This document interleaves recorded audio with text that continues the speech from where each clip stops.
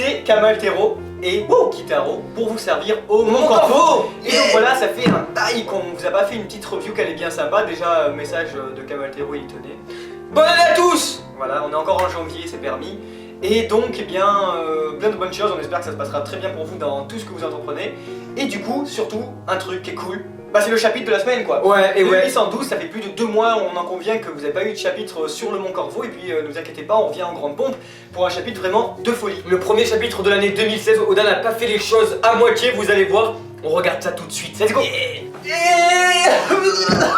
Ça y est les amis, on a enfin les réponses, la boucle est bouclée. Et oui, rappelez-vous, il y a 4 mois, on avait vu débarquer sur le dos d'un éléphant un mec qui ressemblait à un chien, un animal qui parlait et qui en plus avait les habits de Nami. Et là on avait fait tu vois. Oui. Et ouais, en fait on comprend qu'ils avaient juste échangé leurs habits en signe d'amitié. Garouchou. Du côté de Mononosuke, eh ben, on a bel et bien la confirmation qu'il s'est enfermé dans une salle obscure en forme de dragon pour se cacher, parce qu'on s'imagine bien que si les Minx voyaient qu'il s'agissait bien en fait d'un samouraï de l'île de Wano, ça pourrait foutre la merde. Ouais, ce serait pas évident. Et sinon on a un cas intéressant, c'est le cas de César en fait. On a Oda qui nous pond un dialogue très intéressant entre César et Sanji. Et du coup c'est super marrant, c'est celui où César pense être devenu un peu ami avec les Mugiwara, ou en tout cas avec l'équipe Sanji quoi, c'est-à-dire Nami, Brook et Nanya. Et au final il y a Sanji très surpris qui lui dit qu'il se fait des idées. Et du coup c'est presque un dialogue transparent entre Oda lui-même et les lecteurs en fait, les tonnes de lecteurs, ils s'amusent de la théorie qui penserait que César serait le prochain Mugiwara. Et du coup eh bien on a... Qu'est-ce que répond Sanji? Eh bien...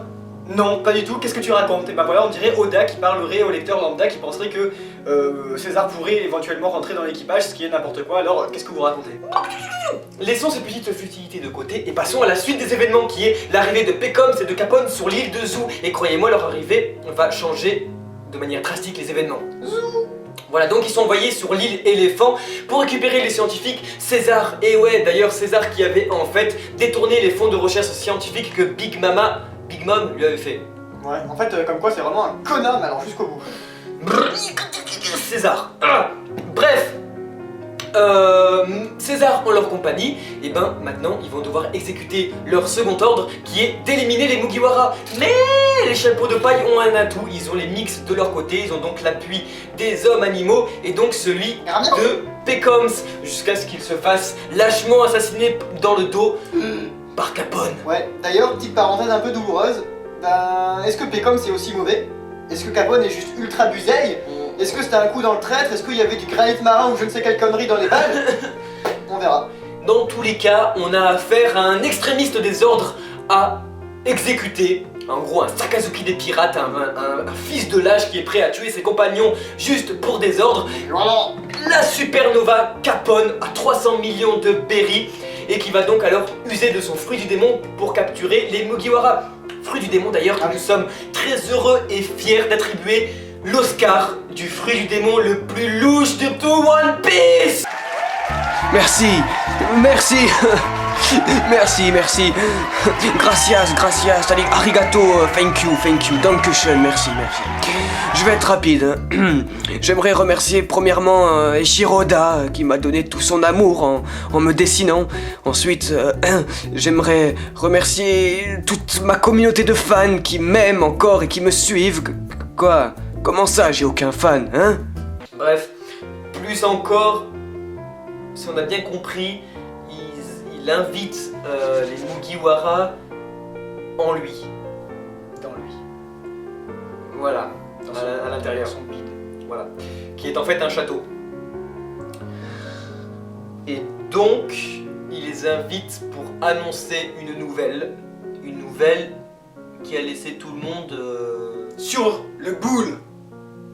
Ouais. Et maintenant, plus question pour Big Mom de partir à la chasse aux Mugiwara, maintenant même il est plus question en réalité d'inviter Sanji et Vinsmoke eh bien, à un mariage. Et ce mariage... Vinsmoke Nani So Diable Mutarishata.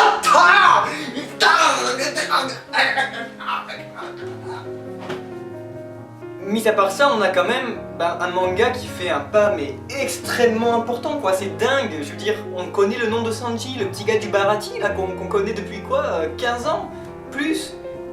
C'est fou, c'est vraiment fou quoi, et ça fait vraiment plaisir, on se rend, je pense que les plus vieux qui connaissent One Piece un peu comme nous depuis le début quoi, doivent être très nostalgiques, et puis nous ça nous fait un peu cet effet là.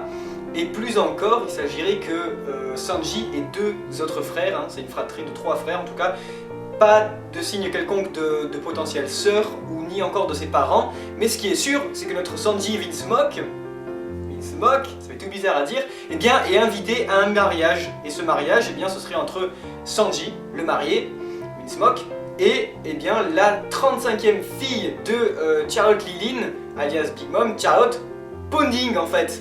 Et là, vraiment, ça a fait exploser la fanbase. Beaucoup évoquent Laura, d'autres encore évoquent la jeune fille qu'on entreaperçoit, la jeune fille aux 3 yeux qu'on entreaperçoit près de Big Mom en fait.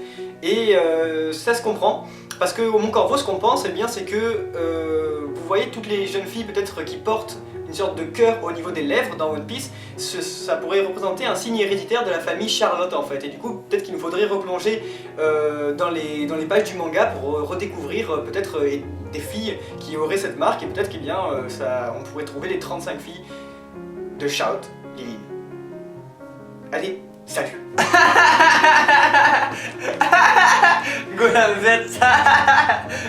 Bref, voilà, une chose est sûre, c'est que notre cher Sanji national, notre Sanji Vinsmoke, avec Smoke dedans, Voilà, parce qu'on est trop intelligent, on l'a trouvé tout seul. et bref, eh bien, va acquiescer le message. Donc il va se rendre au mariage, c'est sûr, c'est qu'il va être consentant. Pourquoi? Eh bien, il suffit de repenser à la réaction très peu émotive de Luffy et de Zoro quant au message qu'il a laissé, ce qui fait qu'il sait très bien ce qu'il fait, qu'il n'a pas été prisonnier ou quoi que ce soit. Il va accepter de se rendre à cette tea party, et on sait pourquoi. On sait pourquoi, on pense on a une belle idée. Voilà, une petite hypothèse, c'est que c'est assez beau, et ce serait en fait une sorte de sacrifice de la part de Sanji pour ouvrir les yeux à son capitaine en fait. C'est que c'est très simple. Dans ce chapitre, souvenez-vous, là, le chapitre 812, hein, le tout dernier, Sanji se remémore les paroles de Luffy, de son capitaine, sur l'île des hommes poissons, des paroles très virulentes quand sur le Yonkou, cette île elle va être à moi, bref, je vais te botter le cul. Et du coup, eh bien, il s'attaque à de trop nombreux ennemis, et des ennemis pas du tout de sa taille. Déjà ce Yonkou, ensuite Kaido grâce à Doflamingo, ou plutôt via Doflamingo. Et c'est vraiment assez violent, il suffit de voir le mal qu'il s'est donné face à Doflamingo pour comprendre que c'est vraiment une folie téméraire. Et du coup on trouverait le geste très beau de Sanji en fait, de se rendre et d'accepter ce mariage en fait, comme une sorte de sacrifice, un poids qu'il doit accepter, un fardeau, comme un message pour prouver à son capitaine que, vois-tu Luffy, tu es allé beaucoup trop loin et maintenant c'était Nakama qui en prenne le prix en fait, enfin qui paye le prix de tes merdes du coup. Claire. Et on aimerait beaucoup que Luffy comprenne, ouvre les yeux et se dise que merde, enfin je dis n'importe quoi, je suis trop têtu, et que du coup, une scène très importante pourrait se passer dans One Piece qui est Tout simplement, Luffy, l'arc de récupération de Sanji, Luffy qui vient à l'église, qui fait non, je m'oppose à cette union, jette un pistolet. Ouais, les mentions spéciales, oh mon corvo. Et les mentions spéciales du Mont Corvo. Les mentions spéciales, mention spéciale déjà de la page de couverture qui est vraiment tip top et qui est dans la lignée des autres, etc. avec le petit gag d'humour et tout ça, c'est vraiment tip top. Mention spéciale à la drague de Sanji, le retour. Garushu, Nami Swan. Mention spéciale à Capone et son fruit totalement dingue, il mérite son Oscar. Franchement, ouais, grave. Et enfin, quand même, mention spéciale tout simplement au retour de Sanji, plus charismatique que jamais. Putain, ça fait du bien. De Sanji en grand. Bon, on va conclure cette vidéo en parlant de Sanji, ou plutôt des dessins de Eiichiro Oda sur Sanji, comment il a dessiné son personnage dans ce dernier chapitre. Parce qu'il faut en parler. Dans ce chapitre, Sanji dégage quelque chose de super puissant, de super énorme. Les dessins sont parfaits, sa présence, son charisme, tout est là, tout est présent. Ça fait d'ailleurs ressurgir un débat qui est tout le temps lui aussi présent dans le manga, qui est le débat Zoro-Sanji. Qui est le plus charismatique? Bon, c'est simple, c'est Zoro. Sanji. C'est Zoro. Mais c'est Dofi, c'est Doflamingo. Voilà. Bref, dans tous les cas, ici, Sanji fait preuve de réflexion, il est capable de prendre des décisions super importantes, c'est lui qui parle, personne d'autre, Et en plus, il tient tête à ses adversaires de manière ultra stylée. Putain quoi. Ouais, c'est Sanji. top. Et puis ça nous fait penser que dans les commentaires, vous êtes de plus en plus nombreux. À chaque fois, ça ressort souvent. Ouais, on en a marre, c'est tout le temps Zoro, nanana, Dressrosa, Pika, nanana, il est trop fort, il peut mettre la gueule à tout le monde. Et Sanji, il y a rien, etc. Je pense que vous êtes servi dans ce chapitre et que le Gentle Cook quoi, a vraiment la classe dans ce chapitre. Autrement, on va conclure sur les futurs événements, quoi, ce qui va bien pouvoir se passer. On attend tous ce qui va se passer avec Luffy et sa rencontre avec Nekomamushi, etc. Ce qui va bien pouvoir leur dire.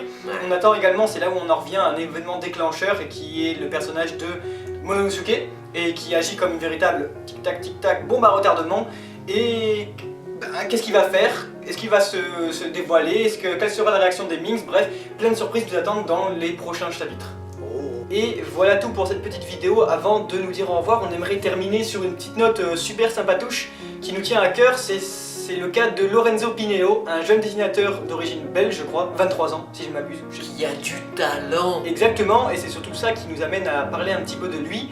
Il nous a contacté récemment via notre adresse email. Si vous avez envie de nous contacter pour quoi que ce soit, on vous invite à aller sur à propos de la chaîne, on a notre adresse mail, bref. Voilà, on met ses dessins ici pendant ce temps qu'on parle. Voilà, pendant ce temps qu'on parle. Et regardez donc, ce jeune homme donc, il fait plein de dessins donc, de différentes choses, il puise son inspiration dans différentes choses. Mais ce qui nous intéresse le plus, c'est que, il kiffe One Piece, tout simplement. Et du coup, il fait des dessins sur One Piece, il fait des petites mises en scène ou alors des personnages, mais ce qui nous intéresse, ce qui nous a le plus impressionné, c'est ces 1001 Jolly Roger des différents équipages de One Piece qui sont tous super bien réalisés. Gros coup de cœur pour celui de Sop. Pour celui de Sop, pour le Kamal, et pour moi, celui du Sunny et du Mary qu'on a vraiment adoré, mais même l'ensemble est super bien réussi, on a des tonnes. Dans tous les cas, on vous invite à aller regarder, Voilà. à joindre sa page Facebook pour regarder Dans comment la description, vous Voilà. avez les meilleurs moyens de le contacter en fait. et comment il fait ses dessins et tout, c'est super impressionnant, c'est cool, c'est surtout à l'ancienne, il le fait au papier, Voilà, c'est pas il numérique. démarque en fait parce qu'il tient vraiment à bien faire ses choses, c'est-à-dire avec sa main, son dessin, tout ce qu'il faut. Bref, c'est beau. Quelqu'un à suivre de très près et on vous invite à le suivre dans les différents moyens qu'on vous envoie dans la description et de dire si vous êtes intéressé, il peut faire des demandes, vous envoyer des dessins, etc. Voilà. Et si ça vous plaît, n'hésitez pas à lui dire parce qu'à mon avis ça lui fait très plaisir et nous, ça nous fait très plaisir de parler d'un tel talent. Voilà tout, on espère que vous avez aimé beaucoup la vidéo et si c'est le belle cas, parlez-en dans les commentaires. Ouais voilà, dans tous les cas on se retrouve pour de nouvelles vidéos au Mont Corvo, review, scan et tout, c'est trop le truc de malade. Et ciao tout le monde. Salut. C'était Kitaro et Kamatero, ciao.